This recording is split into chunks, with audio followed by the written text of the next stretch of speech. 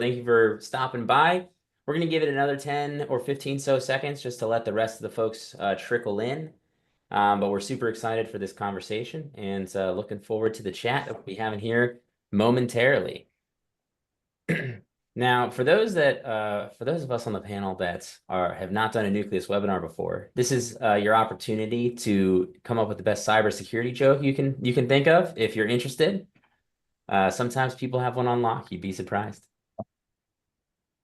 Only you, Scott. You're the only one I know that has them readily available. They're all bad. I'll tell you that. They're all bad. Fun.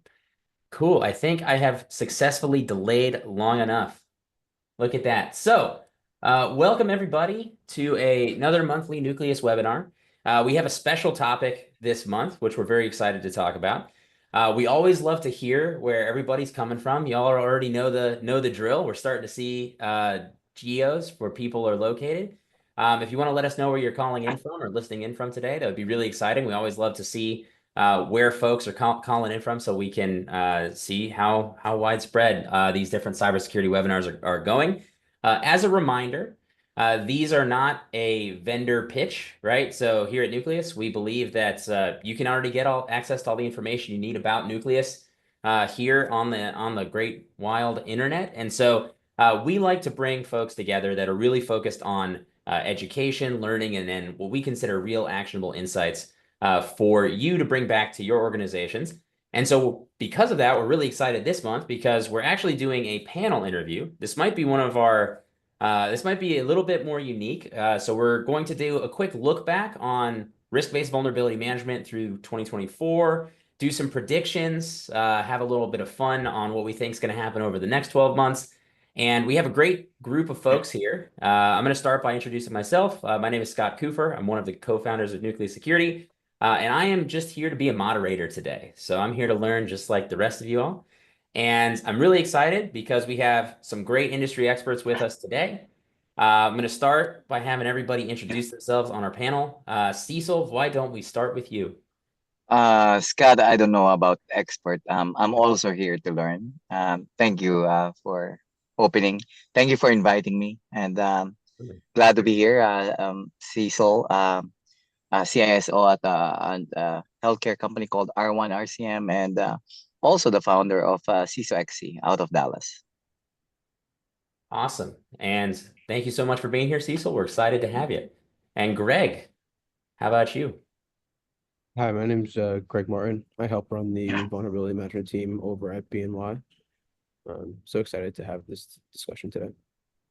Great. And then finally, Steve, why don't you go ahead and introduce yourself? All right. I'm Steve Carter. I'm co-founder and the CEO at Nucleus Security. And I was a practitioner of VM myself for about 20 years prior to Nucleus, primarily supporting the DoD and the Intel community. And now I do Nucleus, but it's great to be here.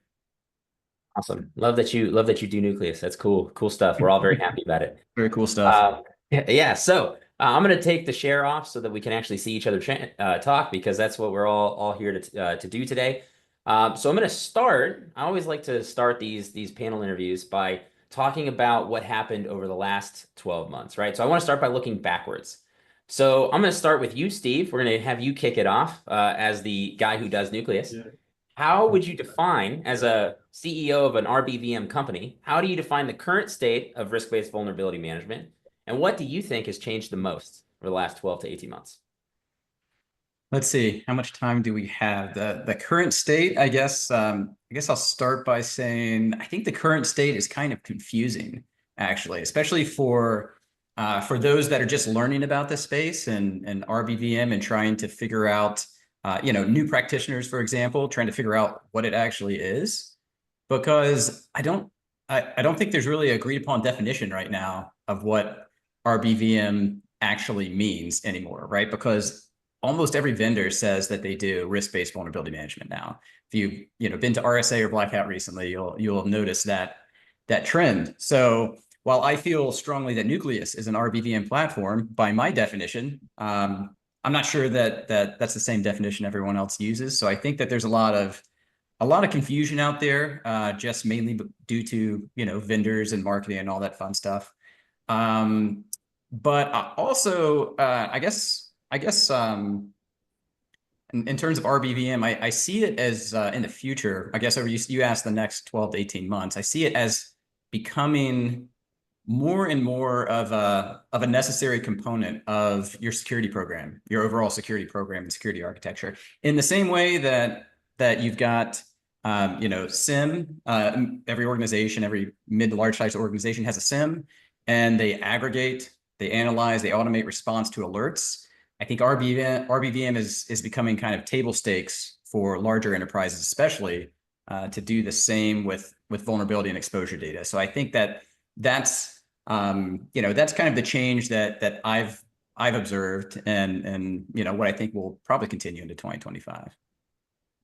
No, absolutely. Obviously, I agree with you. But Cecil, I saw you nodding along as well. So did you have anything to add to what Steve mentioned? I've been doing this. I was a vulnerability manager for CVS at one point, and another one when I was at GameStop. And we always talk about risk-based vulnerability management, but for some reason we're still go back to using CVSS as a measuring stick.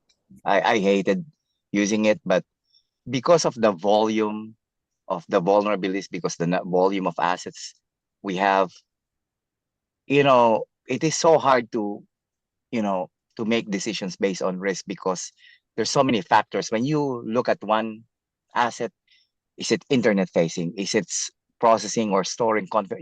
There's so many other factors that we need to consider to measure, you know, an asset's criticality to the organization. So, and that's why I'm here. I wanted to learn, of best practice that, every organizations that I work with, we fix millions of vulnerabilities each year. And I feel like it's just an improved version of what we were doing in 18 years ago.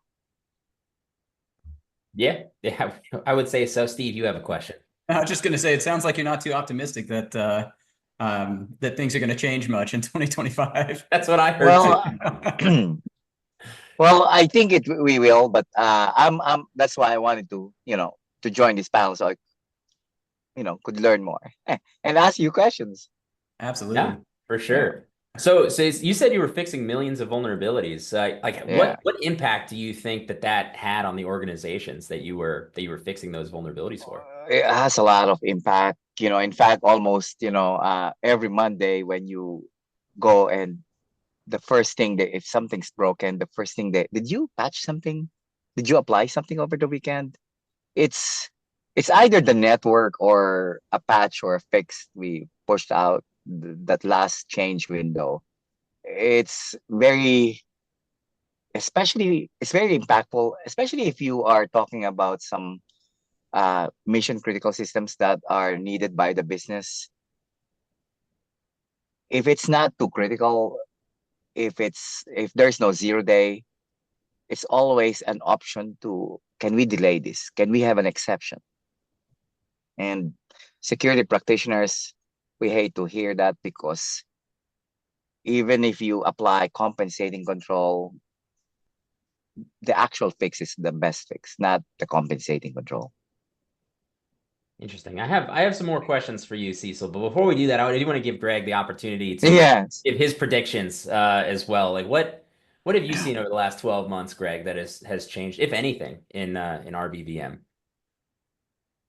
Yeah, so I think the biggest change is kind of the impact on attackers going over. I mean, it's not maybe over the last 12 months, maybe the last few years, is attackers going after identity, right? And I think kind of merging the control space, right, with your vulnerability and exposure data is a huge key to like the next step forward.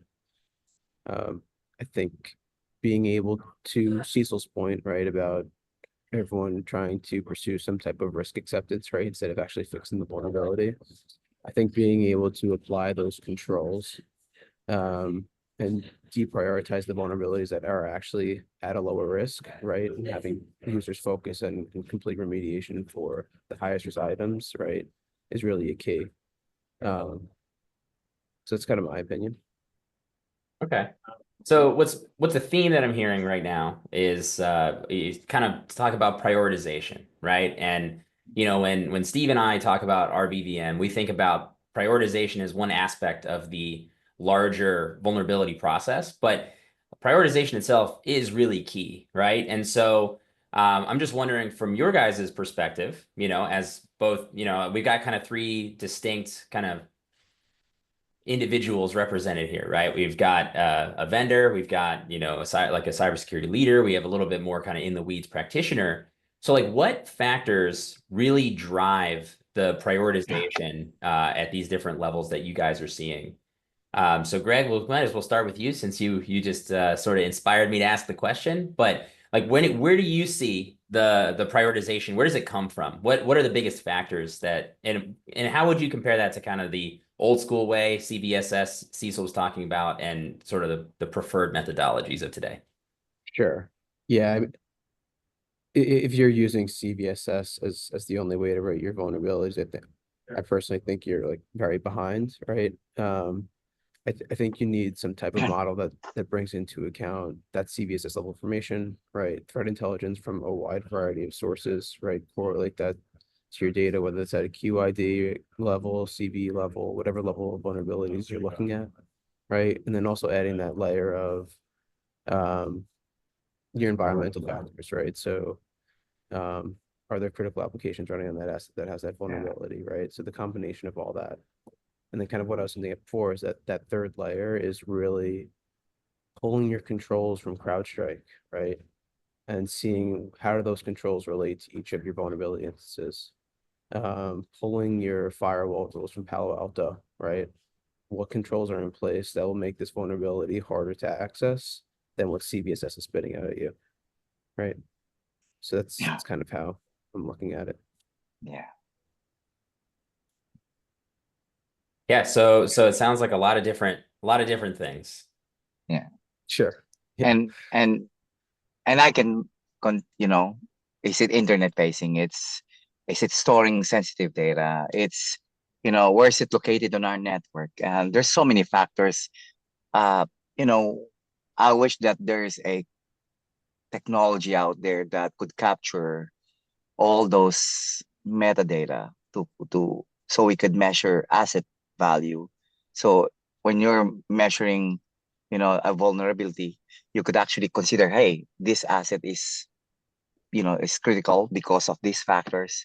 I want to share a quick story. A few months ago, one of our key partners got sent us um, an incident that they're having, and they sent us the IOCs.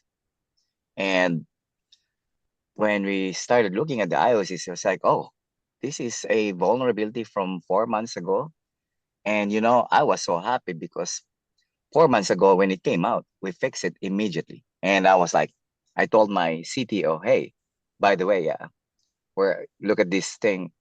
What if we did not patch it 4 months ago? We could have been targeted as well. So, those are the things that is there a 0 day out there, for this vulnerability? Is there an exploit out there? So, there's so much data. The problem, what I'm saying earlier is because you have to take into account all this information to evaluate a final risk score.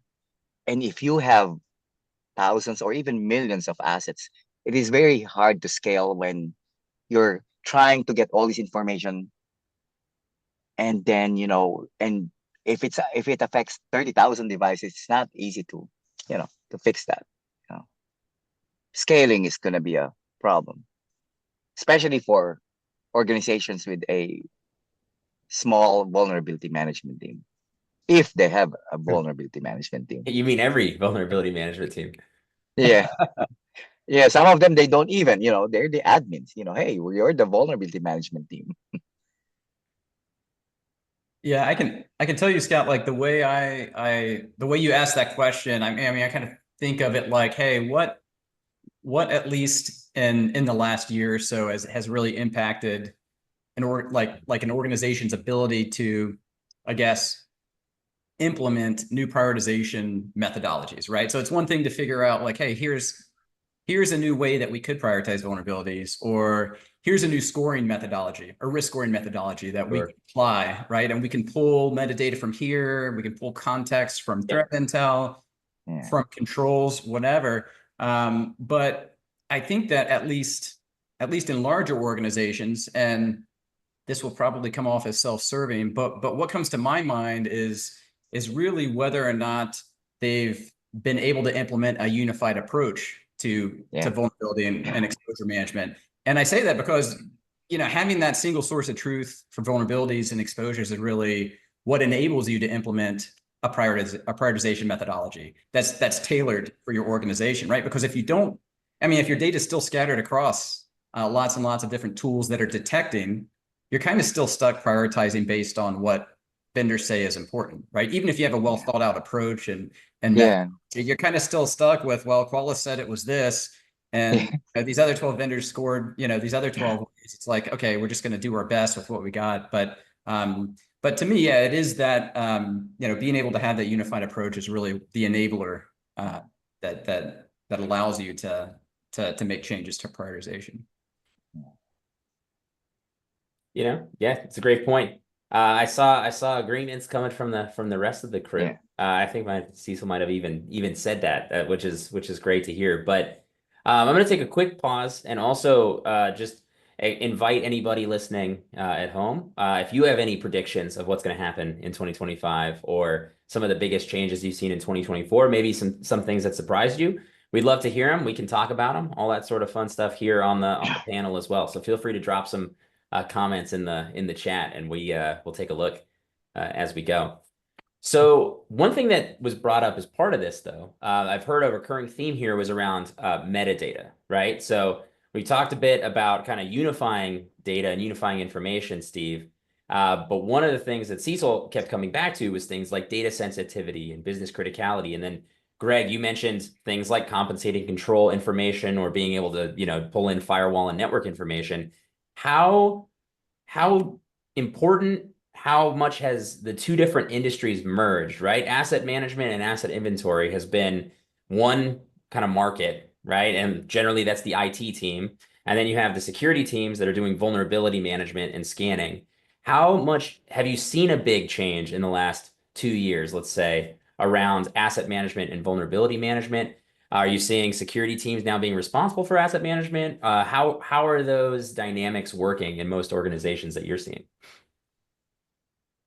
Yeah, I think the responsibilities are merging a little bit, not only with your asset management teams, but also like your patch management teams as well. Like we've seen a lot of blending from regulators and different third-party auditors, right? Of, okay, we're going to conduct a test on both vulnerability and patch management and not really separating them, right? So having that like cohesiveness between the two teams, right? Making sure that your vulnerability management system is able to plug in and support whatever patch management systems that you have in place, right? Whether it's automated or manual, right? But again, I mean, we could just close the loop on the prioritization thing, but in order to prioritize, right, you need your vulnerability data all in one place, right? Some sort of aggregation tool, but then you also need a strong CMDB to really be able to kind of get the max value out of it. So there's definitely like a strong handshake kind of relationship in place there. And I think it's crucial to vulnerability management at a large scale. Yeah, I totally agree. I mean, just from a vendor perspective and seeing somewhat of a increasing convergence there between asset management and vulnerability management. You've got a lot of asset management inventory vendors that are now getting into the vulnerability management space and vice versa. But I think it makes a lot of sense because of that dependency you pointed out, right? Which is, you know, we know that we can't do vulnerability management really well unless we're doing a great job at asset inventory and asset management process, right? Well, what a lot of people forget too is Qualys is also an asset discovery tool, right? Right. It's not just a vulnerability scanning tool. It also can discover assets, right? So a lot of times it's an input to your asset management CMDB. Yeah, at my place of work, vulnerability management is even though it sounds like a cybersecurity work, but it's a shared responsibility. We work closely with our IT operations team, who, by the way, also owns asset management. So we work closely. There is no, there's no wall between us, between infrastructure and us, cybersecurity, IT ops. We work alongside, and we scan, we prioritize as best as we could. We identify opportunities where we could streamline patching. We work closely with them, scheduling also. If there is an exploit available, like right now, hey, we're gonna do an emergency change. We're gonna do communication. So it's not just cybersecurity. We are basically, for us, it's a shared responsibility across the organization. Yep, we've been seeing similar patterns. The thing that's always interesting, right, is, I mean, at the end of the day, a lot of this is organizational. I don't want to call it politics, but it's organizational kind of dynamics, right, and how Yeah. the teams work together. And so, part of the reason I, sort of ask this question is because as a VM practitioner, if we're dependent on the outcomes of other teams, very similar to how like product management is dependent on the output of engineering teams, right? How can an organization, like what types of policies and processes really make the biggest difference in how that works, right? Like, have you had a lot of success with a shared responsibility model, Cecil, versus Yeah. having like one owner, right? Like it doesn't all roll up to the CTO necessarily. So how does Yeah. that work for you? No, yeah, it's, in the beginning I was skeptical. Actually, when they offered me the job, I had second thoughts about it, because I know the volume and the scale of the work needed. And good thing, the first step was not technology. The first step was developing alignment. And I think, it took few months, but I think the first step really helped us. When we agreed that it's a shared responsibility, we shook hands, we work, we attend, we call it Patch Wednesday meetings, because we had to wait for a day so we could start analyzing them. We meet every month. In fact, we even meet every day for anything urgent, anything critical. And whenever I report to the board, every year end, I report how many vulnerabilities we fix. But I I always tell them it's not just the security team, it's the different people in the organizations were part of the solution. So we all were responsible for fixing all these vulnerabilities. So especially when not just you tell people about it, people get, oh, we're part of that. We're part of that. How many millions we fix, how many incidents we avoided. We're part of that team. So it helps. Also helps with the cultural impact to the teams. It makes them more eager, more proactive. Yeah, one of the things I always think of, this is like a recurring theme for me, but I'm always I'm a big believer in vulnerability management policy and plans for that matter. And so I'm curious, Cecil, like when I hear you describe that, like that's shared responsibilities in that way, especially for things like asset management, asset inventory, and how they kind of tie into vulnerability management.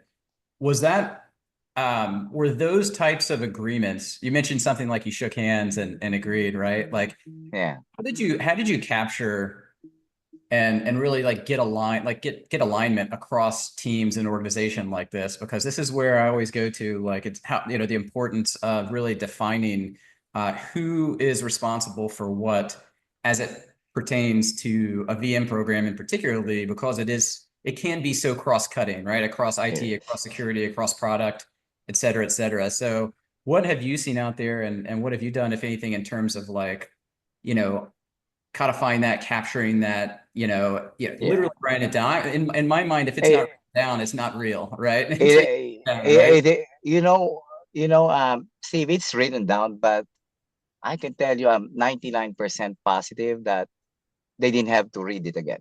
Right. I had a very good supportive leadership at R1. We when I started working there, the first thing I did was not look at the policies, but develop relationships. And Danny knows me really well, who's organizing this. I'm I think I'm only effective because of the relationships I've built inside R1. And in the technical side, I always tell the team I'm the most useless person in the technical side of the house, but I can open doors, I can break barriers, and that's what I do well. That's powerful. That's powerful and rare, I should say, Yeah. with security leadership. So congrats. That's awesome. Yeah. Thank you. Yeah. Well, one thing that I want to turn our attention to real quick is actually to circle back for 1 second. There was a question that came in earlier that I didn't see until a few minutes ago. That I think was a question that was aimed at Gregg, but anybody feel free to answer. But it was a question around the exploitability, reachability, and compensated controls that you were talking about earlier. The question was, how would you do this at scale to show the true risk of vulnerabilities? Have you seen that be successful anywhere, etc.? Yeah. So there's a few up and coming tools on the market that do a really good job of aggregating. I keep using Qualys because that's what we use, right? But I mean, they have relationships with Tenable, etc. But do a good job aggregating data from those scanning tools with your Palo Alto firewall rules, with CrowdStrike controls, and kind of how I picture kind of the future at BNY, right, is being able to embed that into our prioritization model. But yeah, there are some really cool tools out there. So, and I'm sure you've definitely seen them at like a RSA conference, etc. So, that's kind of how we're planning on doing it.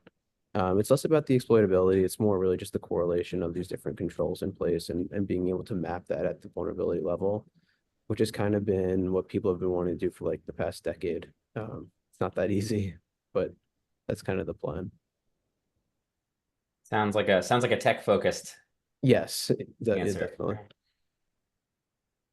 Hey, Greg, I'm just curious to double click on that. And I know we talked a little bit about this before. Sure. When it comes to like the controls that you find most significant in terms of vulnerability prioritization, I think of, you mentioned Palo and firewalls, right? So I think of firewall rules. That's one for sure. I think of, does a device have EDR, XDR on it? Like that's a big one that comes to mind. But like what are some other examples of controls that you say would move the needle significantly to bring like a high risk vulnerability down to like a moderate or something like that? Like in terms of prioritization, what are those other types of controls just for folks out there that, because I think it is kind of what you're talking about is a very advanced way to prioritize just based on kind of the state of the art in this space, right? Yeah, so a lot of it is obviously access related. And the other advantage, I don't have examples off the top of my head. We're working on rolling all of this stuff out, but I mean, just standard compensating controls that like we come across is we've disabled this service, right? Or like using that as an example. So what we're trying to do as well, right, with some of our tooling is to be able to detect what service they're running every day, right? So if users submit a compensating control request to downgrade a vulnerability, right, and they give us evidence that this service isn't running anymore, right, what's to stop them from running the service tomorrow, right? True. So like the two advantages of this kind of approach is, yeah, identify that the controls are in place, kind of like on a daily basis, and then also implement tooling to be able to detect, okay, like is the service still disabled, right? Being able to kind of continually monitor the controls that users are claiming they have in place, and we're able to provide evidence on day 0, but let's validate it on day 10. Makes sense. Yeah, absolutely. I think of similar things, is the software, is the service disabled, is the software maybe not in use or maybe not on a whitelist, right? If whitelist tech is in place, maybe it's not whitelisted, things like that, but it's that validation of those things, right? And it gives you And the ability Steve, to go to a regulator and be like, oh, well, we have WAFs in place, firewalls in place, mature network segmentation, right? Like, okay, well, how does it apply to this vulnerability that was detected yesterday, right? yeah. Like, piecing that whole thing together is really the key. Yeah, yeah, piecing it together. And Steve and Greg, that's why one of my initiative is to move our vulnerability management team to a more CTEM team.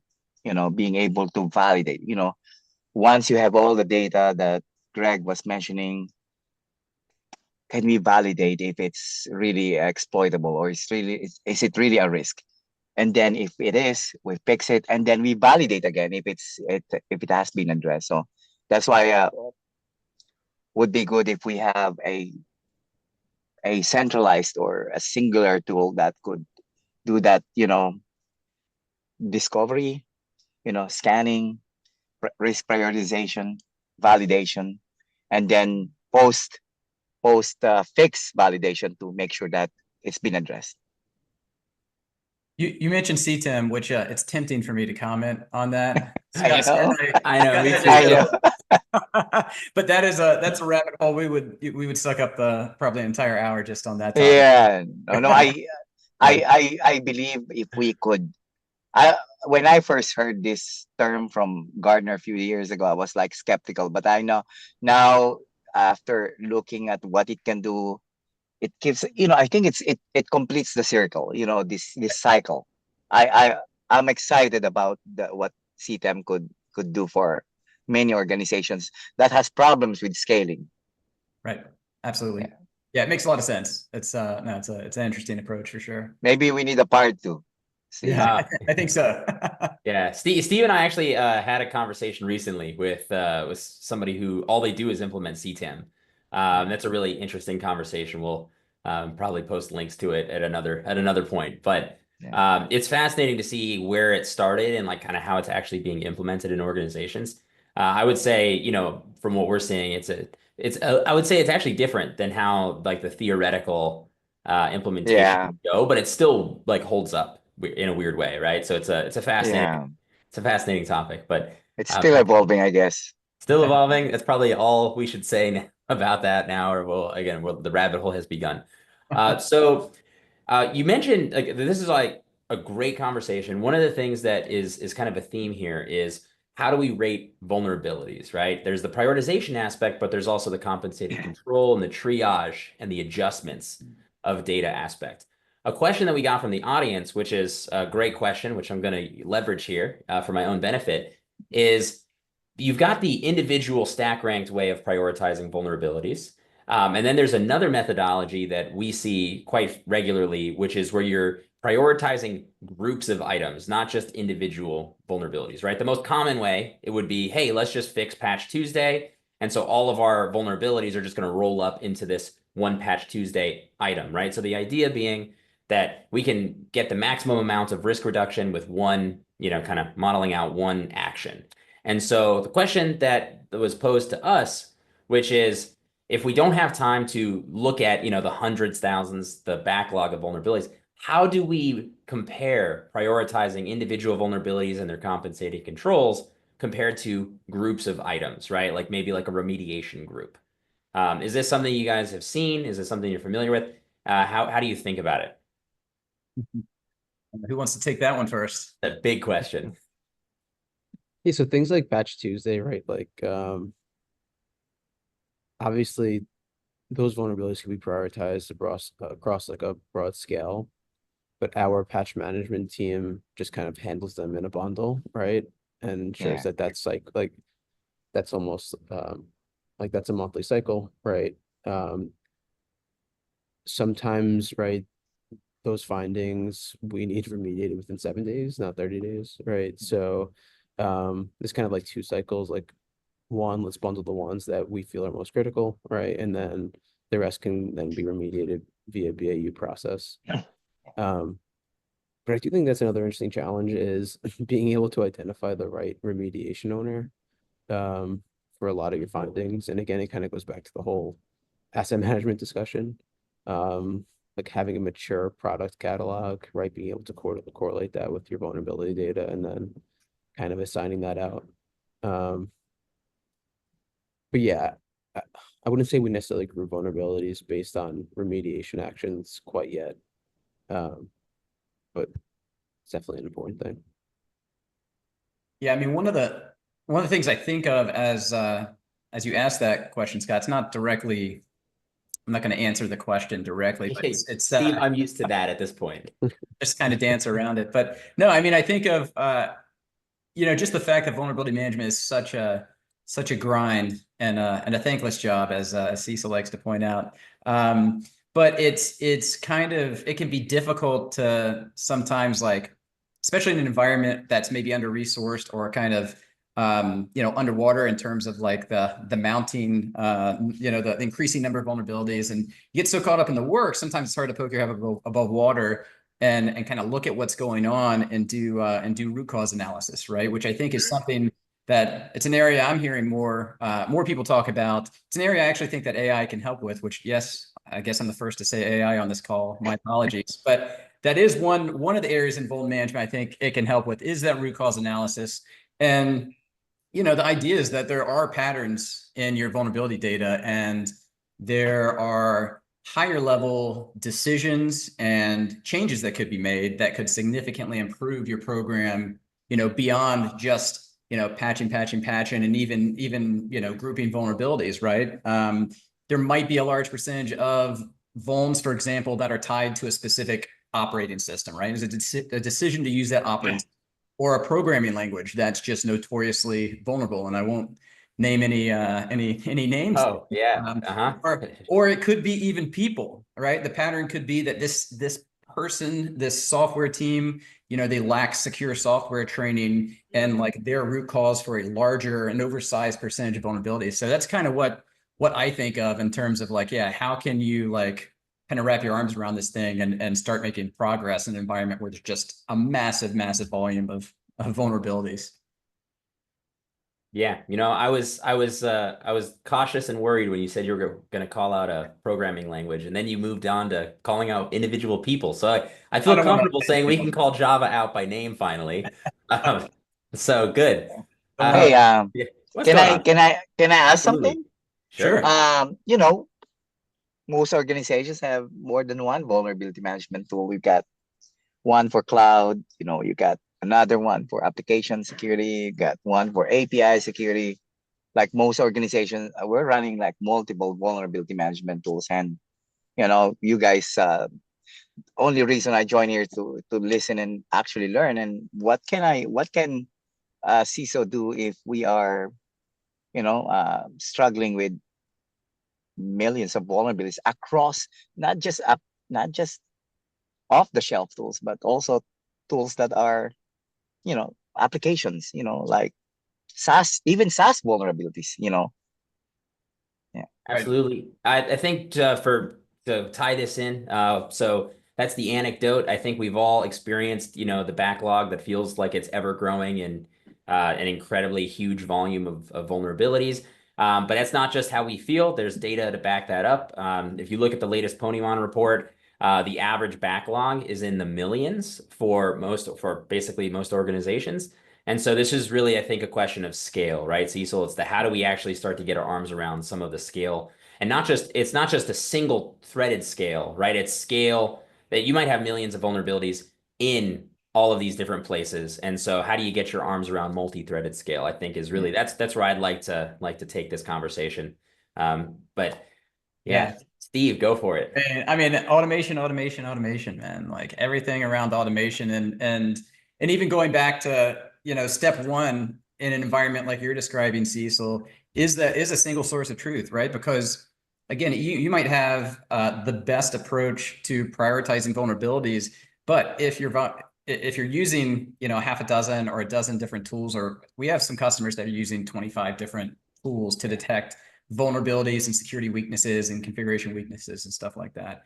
And it's an impossible task if it isn't all brought together and normalized to a single place. I can't tell you how many calls first meetings on the sales side I've been on or listened to where, they just come in saying, hey, we just want a single pane of glass. And that is a terrible term for most people. Most people cringe. I still That cringe. single source of truth, a single pane of glass, That's not really the answer in and of itself, right? Like that's just an enabler. That's just a starting point to be able to do other stuff, right? To be able to prioritize, to be able to accept risks in a consistent way, to be able to automate all of your workflows. But that is kind of like the starting point to be able to automate all of these things and to be able to scale, right? So yeah, well, off my soapbox again. I'm trying not to sound too self-serving in all this, but I'm a little biased. You're wearing a jacket, Well, Steve. I I mean, know. Yeah. I knew that was a bad choice, Scott. Thanks for pointing it out. yeah, you're welcome. Part of me wonders, like, is the backlog of vulnerabilities more a question of scale, or is it more of um a need to push like a risk-based culture across the entire organization? I think it's Um, a like risk.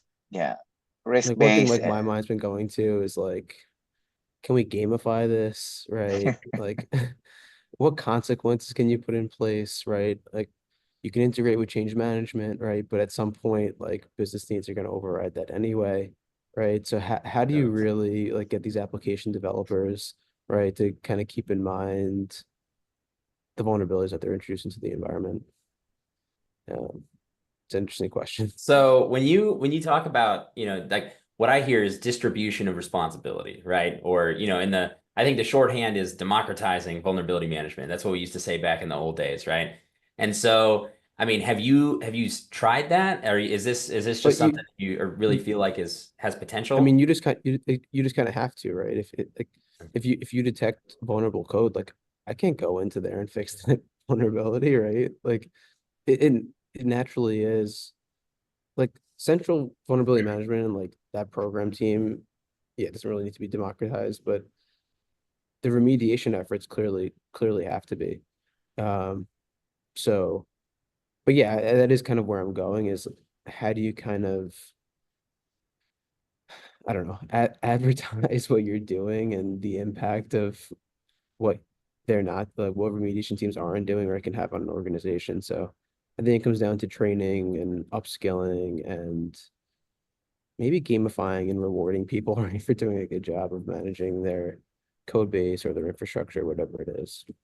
Yeah, I think you're onto something, right? And it's something to do with like today I feel like there is in most organizations like a severe lack of transparency on that front, in that most most in a lot of organizations still you've got these kind of siloed scanning tools, and it's your vuln management team or an IT security team or whoever that's running most of them.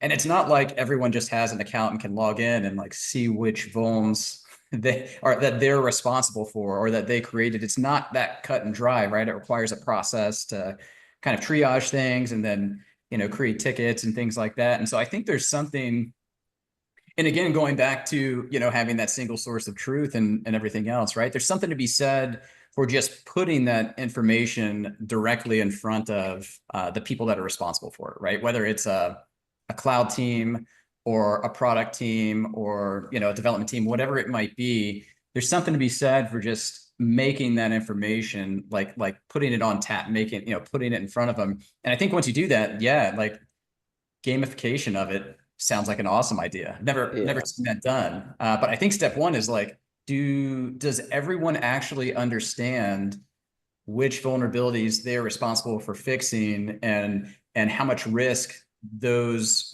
are responsible for in the overall security posture of the business at any given day, right? Can anyone answer that question? I think it's difficult in most organizations for people to answer that. Sure. Yeah, I guess the point I'm making is that step one is definitely crucial, but Yeah. I'm skeptical of how much that actually means anything. Um, Well, what's funny is, so part of my background is product management and product delivery, right? And one of the sure. things that we always used to do, and we didn't call it gamify because it's like gamifying is one, it like implies like scoreboards and leaderboards and things, right? But what we always found just in product management is, hey, like this is why we have story point, the concept of story points and velocity, right? It's you're constantly trying to push to do better, and what's your allocation on that for security, and why should it be that? Like, who actually ultimately controls the decisions of what gets done? But engineers love beating other engineers, and there's a lot Yeah. of competition that does happen where it's like, hey, I had this concept of an SLA maturity roadmap at one point, which was, how good are you at fixing all of our emergencies, within the SLAs, and that would be like level one. And then once you've fixed all of those, now you move on to level two, which is, well, how good are you at not introducing new vulnerabilities? Then you move on to how good are you at fixing the run-of-the-mill, cleaning up tech debts type code. Like, how do we get it integrated into kind of the engineering mindset? And then you can say, hey, team one's at a level two maturity, team two is a level one maturity, and they all like to compete against that. And then your gamification and the rewards are off of something that is incentivizing the right behavior. It's not just the number of vulnerabilities. Like, number of vulnerabilities is not something that's motivating to Sure. people, I guess is my Yeah. point. I mean, there's other KPIs, right? And I think There are. that's the big difference, though, between where I think product and engineering teams in particular, right? They've already got the tooling to see at any given moment, exactly what they're responsible for doing and the priority of it and what's expected in the next 2 weeks or the next sprint to deliver. And you just, I don't feel like you have that clarity when it comes to managing vulns and exposures, right? So even if you're clear about the objectives, right? Even if you're doing OKRs like we do at Nucleus, and even if you're clear about those and you've got KPIs and everything else, how can you really hold people accountable if they don't have that, if there isn't that transparency there, right? If the information isn't just readily available to say, here's everything you're responsible for doing in a nice prioritized list, right? I think that's part of what's holding progress back in a lot of works. Well, you opened the can of worms. We're gonna dive in real quick. So you mentioned KPIs. What are some of the top KPIs that you find the most success with, whether it's at the global level, board level, individual team level? I don't really want to restrict on what it is, but like, what are some of the most effective KPIs that you see in vulnerability management? I don't think you want to ask me that question, do you, Scott? Yeah. I'm going to ask Cecil that to start with. Well, Okay. of course, the most important is how fast can we address the critical ones, especially if they have 0 days. Contractually, many of our contracts require us to fix it in 30 days. And if there's a 0 day, we cannot wait, for an extra day. First available window, we're gonna get this address. And those, I think the high and the criticals are going to be front and center when we report our KPIs and OKRs to our leadership. Part of the things that we also need to also appreciate is, we're approaching the year end, Scott, and Oh, yeah. I'm a big fan of annual metrics, and I'm really excited. We measured how many. Again, it's very. I know for some vulnerability management folks, the number of vulnerabilities you fix is kind of not really doesn't mean a lot, but it helps us gauge how much how much work we've done, and how much actually risk we've addressed to the organization. We're able to mitigate over the course of the year. So those will be my couple of my top two metrics for vulnerability management. I'm hoping by next year when we do the year end, I would have a you know, more singular way of, if it's a vulnerability, it doesn't need to just come from Rapid7 or Qualys or Tenable. It should also, I would love to consolidate my AppSec vulnerabilities, my API vulnerabilities. We run, one of the best things we've done this year is we're doing API vulnerability scanning this year. We've been doing it really well, and I would like to boil that up to our global vulnerability management program if possible. But again, a lot of these tools are still modular. I would like to see a tool that consolidate all these findings and help me with risk-based analysis and prioritization, and probably at some point validation. All right, Greg, how about you, man? Um, I think one that's kind of underrated is like your scan coverage metrics, right? Um, so less about like mean time to remediate and stuff like that, but are you actually scanning everything that you need to be scanning? And I guess it just goes back to the overarching theme, right? Like you need a strong CMDB to be able to do that and to be able to correlate that data. So I think it's a pretty hard task, but I think it's a crucial one to be able to show that you are accounting for all the assets that are running in on your network. Yeah. Yeah, I agree. I think I don't have too much to add there. I mean, I think of all the usual suspects, dwell time, mean time to detect, to resolve.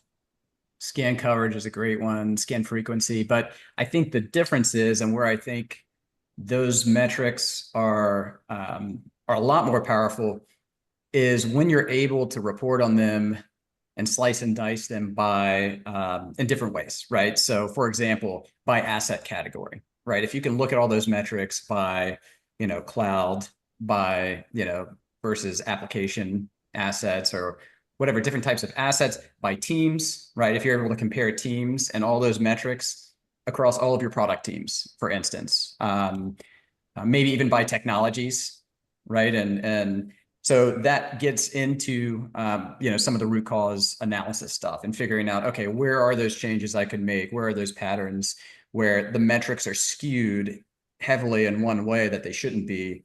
And by making a fix here, a change here, that can have just an oversized impact. Yeah, it's a really good point. I think regulators are very interested in how you can slice and dice that scan coverage data at like the host device type level. Also, like what percent of your environment are you authenticating into scan, right? Versus unauthenticated scanning. So that's another key one as well. Yeah, absolutely. We just go round and round. I remember having these exact same conversations 10 years ago. Yeah. But with that, we are out of time, everybody. That flew by. Thank you so much for attending, everyone at home. And Cecil, Greg, and Steve, thanks so much for a great discussion. We do these every month, like I said. We look forward to potentially having you guys back. Until next time, we'll see you then. All right. Thanks, Great everybody. conversation, guys. Y'all take care. Thanks, guys. See ya.